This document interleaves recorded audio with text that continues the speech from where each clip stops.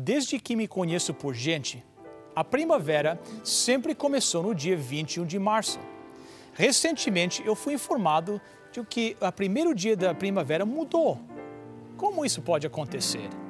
Tradicionalmente, nós celebramos o início da primavera no dia 21 de março, mas atualmente, astrônomos e outros especialistas em calendários dizem que a estação da primavera começa no dia 20 de março em todos os locais da América do Norte. Estranho? Não se você prestar atenção nas estatísticas. Você sabia que no século XX o dia 21 de março era uma exceção, não uma regra? O equinócio da primavera ocorreu apenas 36 vezes das 100 possíveis. Entre 1981 e 2102, a América do Norte irá celebrar o primeiro dia da primavera no dia 20 de março ou antes, mas não depois desse dia. No ano 2012, aqueles que moram no Alasca, no Havaí e no Pacífico verão a primavera começar ainda mais cedo, no dia 19 de março, e a partir de 2016 a primavera começará no dia 19 de março nos Estados Unidos.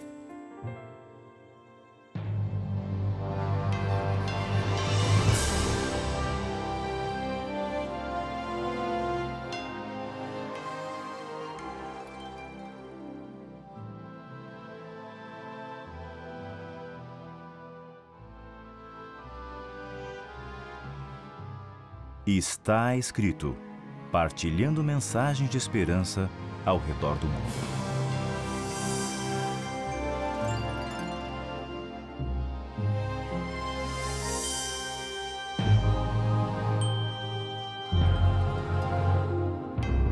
Falando sobre a primavera, a Bíblia diz o seguinte: o inverno já foi, a chuva passou e as flores aparecem nos campos. É tempo de cantar. Ouve-se nos campos o canto das rolinas. Os figos estão começando a amadurecer e já se pode sentir o perfume das parreiras em flor. São Cantares de Salomão, capítulo 2, versos 11 a 13. Não é de surpreender que o fazendeiro começa a se preparar para a colheita na primavera. Os campos estão preparados para receber as sementes, o cuidado e a diligência para a preparação do campo contribui em grande parte para a qualidade da safra. Da mesma maneira, a reforma foi o jeito de Deus preparar para a colheita do grande dia. Para aqueles cristãos que viveram na Idade Média, a reforma foi a colheita. No século XIV, Deus começou a preparar o grande campo da Inglaterra. Naquele campo, Deus plantou as sementes da Bíblia traduzida na língua das pessoas. O trabalho estava avançando, mas de repente parece que o trabalho parou. O lavrador foi embora, mas as sementes permaneceram no solo.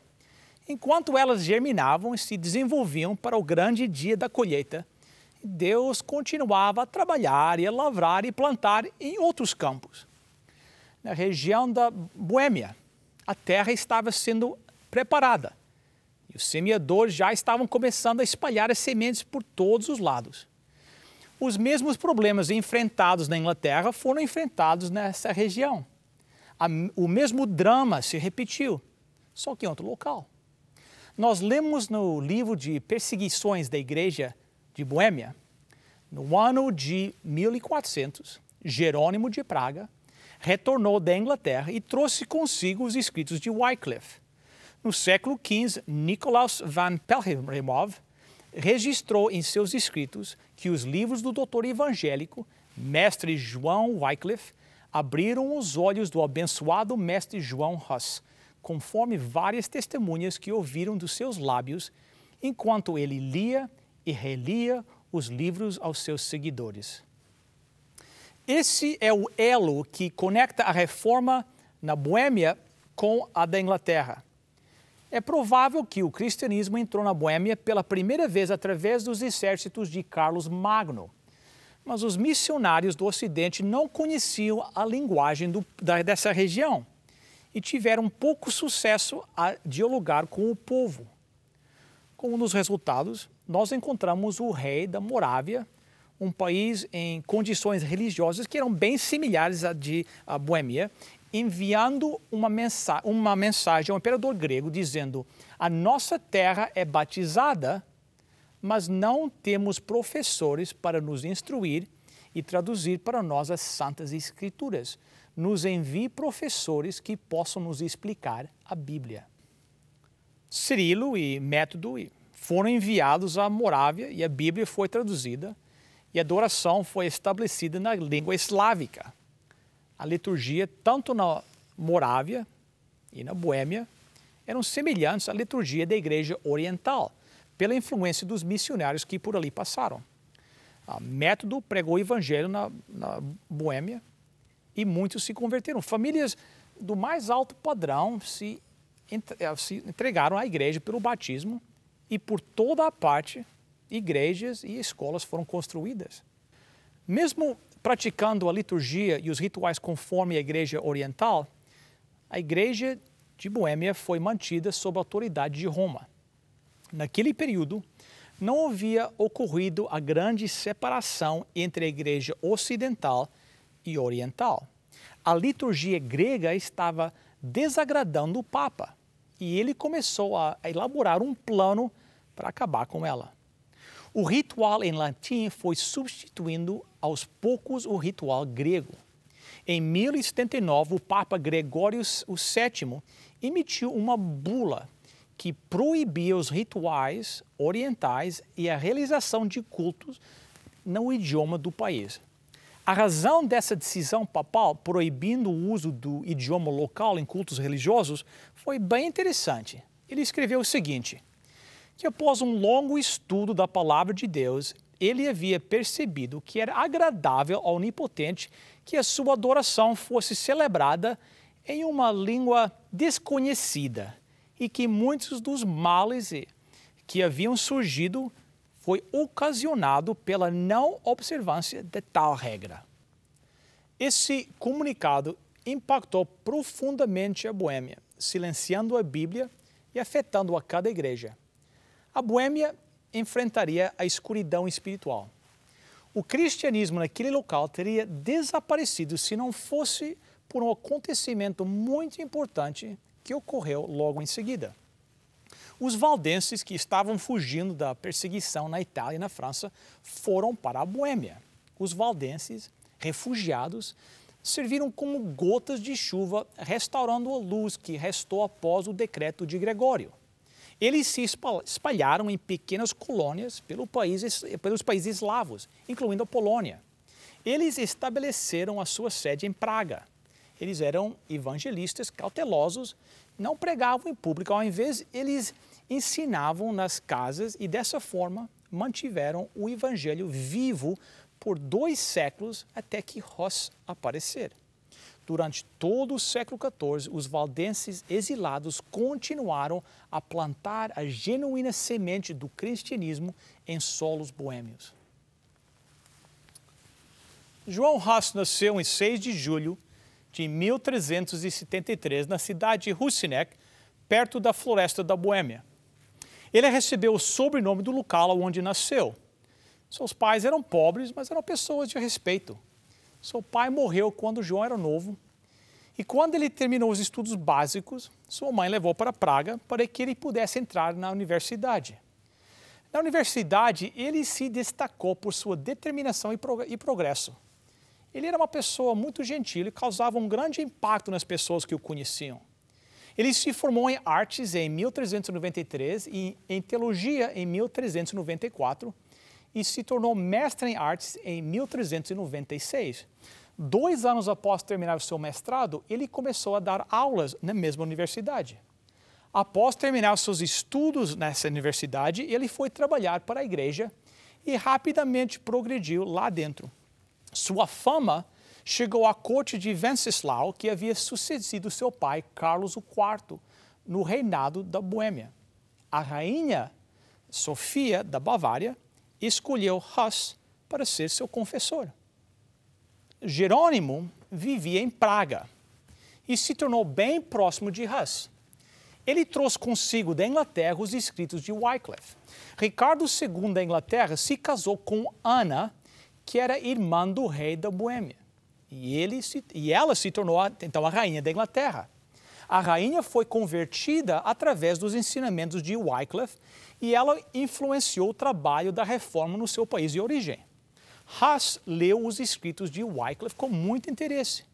Ele acreditava que Wycliffe era um sincero cristão e que seus escritos promoviam certas reformas que ele julgava serem bem necessárias.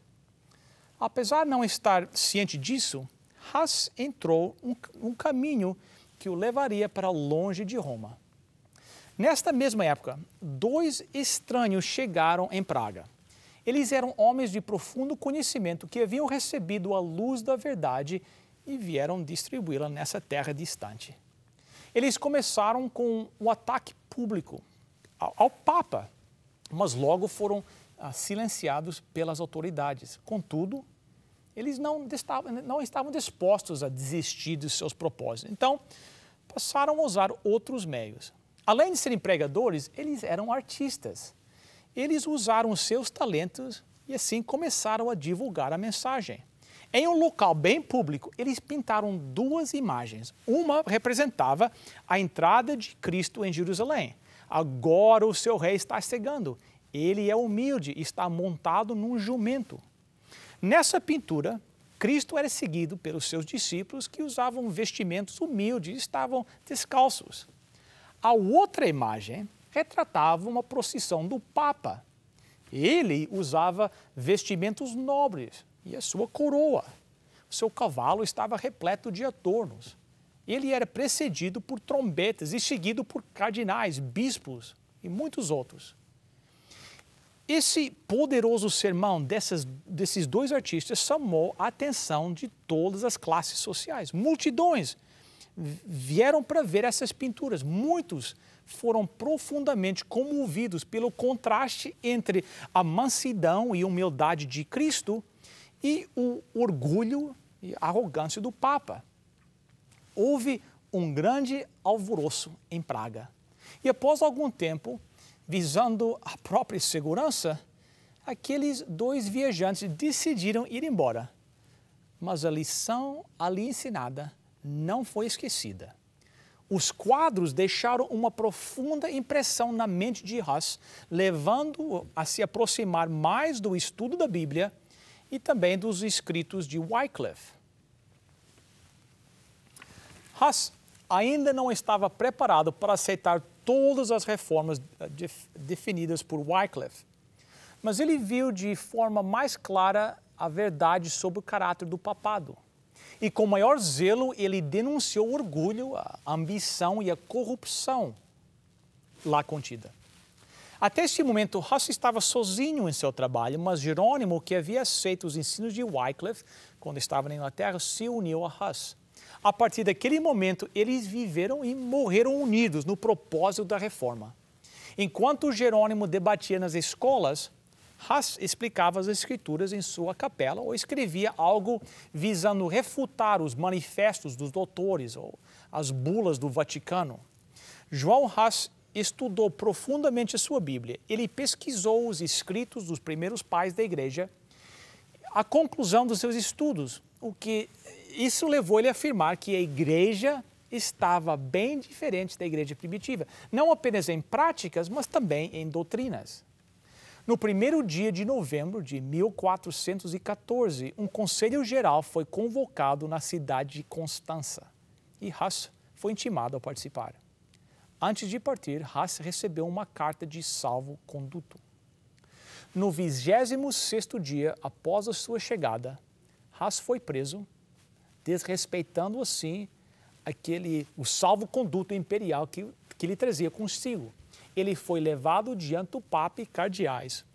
Após algumas horas de conversa, ele foi informado que ele seria preso e que o sacristão da Catedral de Constança ficaria responsável por ele.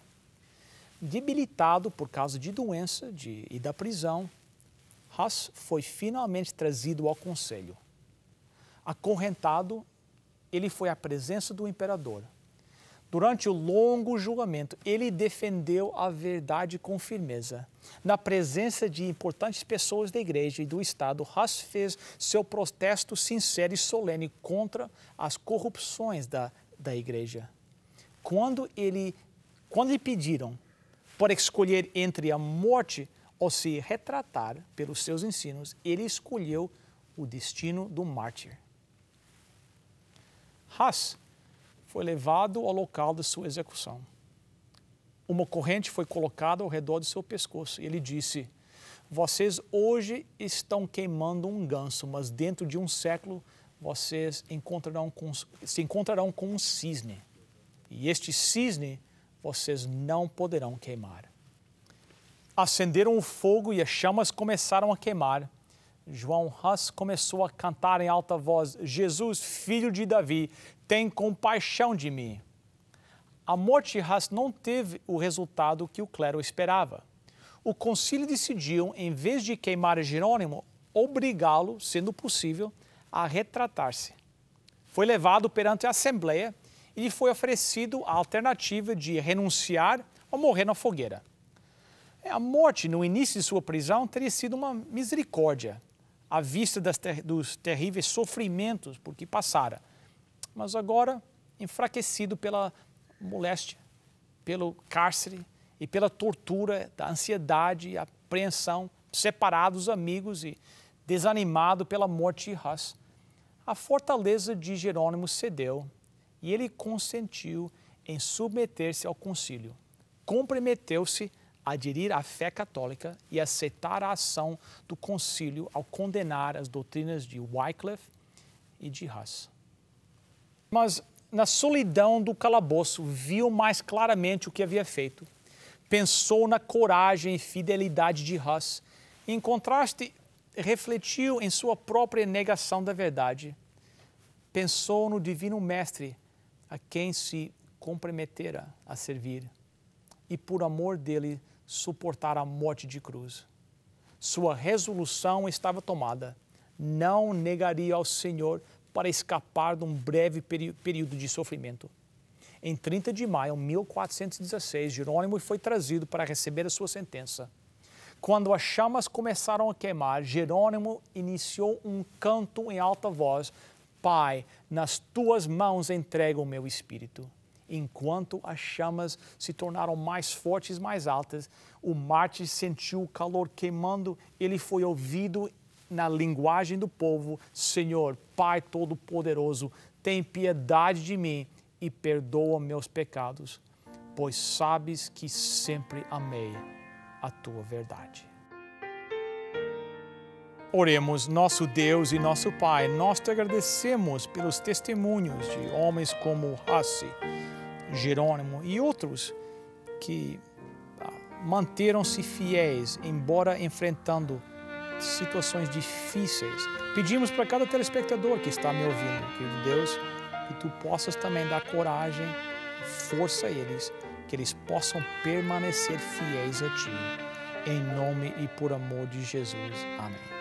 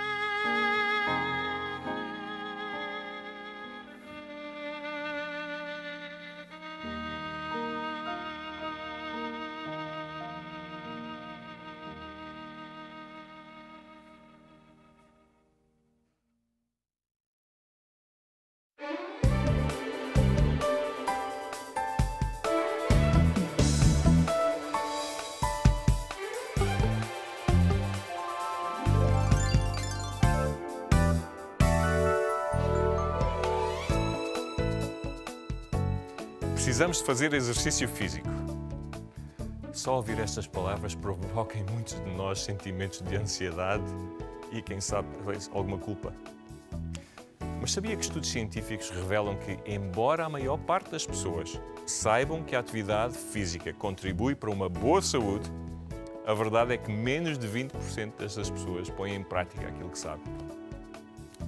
Para muitos de nós, estas palavras trazem à memória, por exemplo, maus momentos passados no ginásio da escola, ou talvez em tentativas sem resultado para perder peso. Bem, em vez de pensarmos nos aspectos negativos do exercício físico, vamos falar um pouco sobre o que é que podemos fazer, coisas simples, que sejam mais fácil, como por exemplo as atividades do dia-a-dia, onde poderemos facilmente fazer algum exercício físico. Vejamos alguns exemplos. Por exemplo, utiliza o elevador para ir para o seu escritório ou para a sua casa? Sim, comece a ir pelas escadas. Não só para subir, mas também para descer. E, por exemplo, sair 2 paragens de autocarro antes daquela em que normalmente sai, para ir para o emprego ou para casa. Outra hipótese, por exemplo, é estacionar o carro um pouco mais longe do seu emprego e caminhar o resto a pé. Estudos recentes mostram também que as atividades como levantar-nos para mudar o canal de televisão, falarmos ao telefone enquanto andamos pela casa, cuidar do jardim e até caminharmos a pé, por exemplo, à hora do almoço, mesmo num passo lento, são atividades muito importantes para a saúde. Mas, afinal, o que há de tão especial no exercício físico?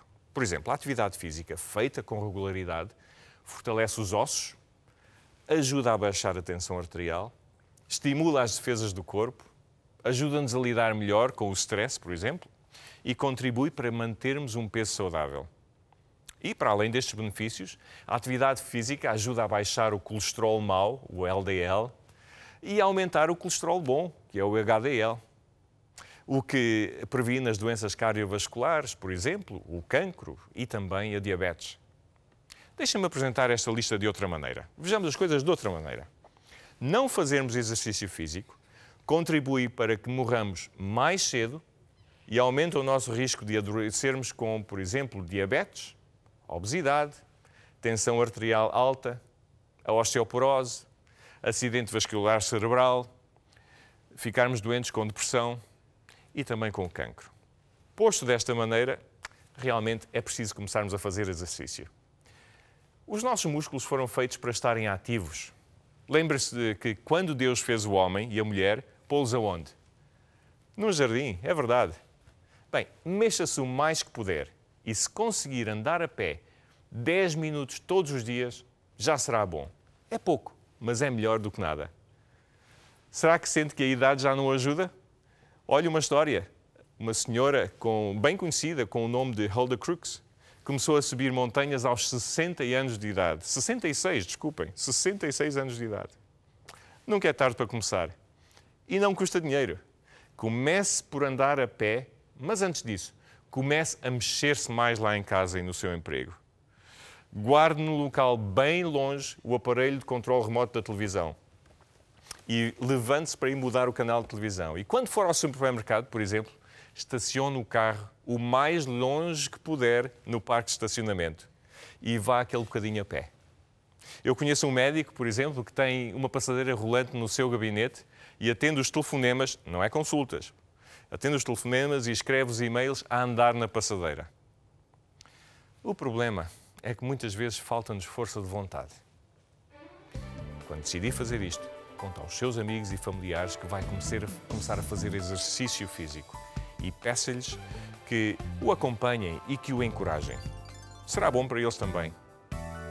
Mas o que realmente ajuda é pedir-nos ajuda ao nosso Deus, ao nosso Pai, com todo o nosso coração. Ele ouve e nos ajudará. Em resumo, mexa-se pela sua saúde. Sentirá a diferença logo nos primeiros dias. Até à próxima.